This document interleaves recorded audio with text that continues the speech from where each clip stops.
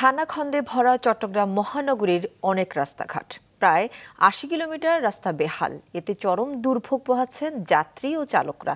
চট্টগ্রাম থেকে বিস্তারিত জানাচ্ছেন মোহসেনাত শিহাব, ক্যামেরায় ছিলেন সঞ্জীব দেবাবু। আমার জন্মের পর থেকে এই রোডের অবস্থা এরকম দেখতেছি। দৃশ্যটি বন্দরনগরীর বদ্দারহাট ফ্লাইওভার সংলগ্ন কাঁচা বাজারের। এভাবেই ঝাঁকি খেতে খেতে যার যার গন্তব্যে যান এলাকাবাসী।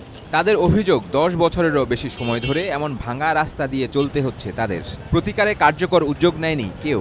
হাজিরপুল থেকে অনন্যাবাসিক আবার বদ্দারহাট কাঁচা বাজার মোড় পর্যন্ত, মানে পুরো রুটটা আজকে 15 বছর ধরে ভাঙা। এখানে কোনো উন্নয়নের কাজ চলতেছে না। এখানে প্রতিদিন রিক্সায় করে স্কুল ছাত্রীরা, সাধারণ জনগণ পড়ে যায়। আমাদের দোকানদাররা উদ্যোগ নিয়ে এখানে অনেক রাবিশ এনে দিয়েছি। তারপরে এখন গত 2-3 দিন বৃষ্টি হয়েছে, দেখেন কি অবস্থা। প্রতিদিন এখানে মানুষ অ্যাক্সিডেন্ট করতেছে। আমি এই রোডের 15 বছরের দোকানদার।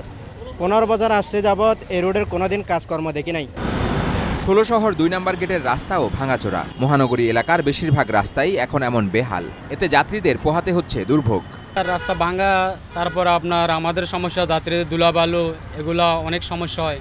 এগুলো যদি কর্তৃপক্ষরা দেখে, যারা দায়িত্ব আছে, তাহলে এই জিনিসটা ভালো হয়। এই যে রাস্তা দেখতেছেন যে আমরা রিক্সা ড্রাইভার যে এখানে চালাইতে পারতেছি না, যে চট্টগ্রামে এই রাস্তাটা তাড়াতাড়ি কাজটা নির্মাণ করে দিবেন। যে চট্টগ্রাম সিটি কর্পোরেশন জানিয়েছে, বর্ষায় ক্ষতিগ্রস্ত হওয়া রাস্তাগুলো এখনও সংস্কার করা হয়নি। সীমাবদ্ধতার কথাও জানালেন সিটি কর্পোরেশনের প্রধান নির্বাহী। এই যে জলাবদ্ধতা, তারপর হচ্ছে ফ্লাড, মাঝখানে অতিবৃষ্টির কারণে আমাদের প্রায় ৮০ কিলোমিটারের মতো রাস্তা ক্ষতিগ্রস্ত হয়েছে চট্টগ্রাম মহানগরীতে আর কি। আমরা এগুলো ফিক্স করার শুরু করেছি। গত 2 মাস টানা বৃষ্টি হয়েছে। বৃষ্টি হলে কিন্তু আপনি বিটুমিনের কাজ করতে পারেন না। বিটুমিন হচ্ছে পানির বড় শত্রু বলা হয়। আমরা সেই জন্য আসলে রোডগুলো ফিক্স করতে পারিনি, সংস্কার করতে পারিনি। এগুলো আমরা সংস্কার কার্যক্রম আমরা গত 1 সপ্তাহ থেকে শুরু করেছি, এবং আগামী 2 সপ্তাহের মধ্যে আমরা যে গর্তরত রাস্তার মধ্যে দেখতে পেয়েছেন, এগুলো আপনারা আর দেখতে পাবেন না। আমরা এগুলো ফিক্স করে বলবো। ক্ষতিগ্রস্ত রাস্তাগুলো মেরামতে দ্রুত পদক্ষেপ নেওয়া জরুরি। তা না হলে দুর্ভোগের পাশাপাশি দুর্ঘটনাও বাড়বে, আশঙ্কা নগরবাসীর। মোহসেনাত শিহাব, মাছরাঙা সংবাদ, চট্টগ্রাম।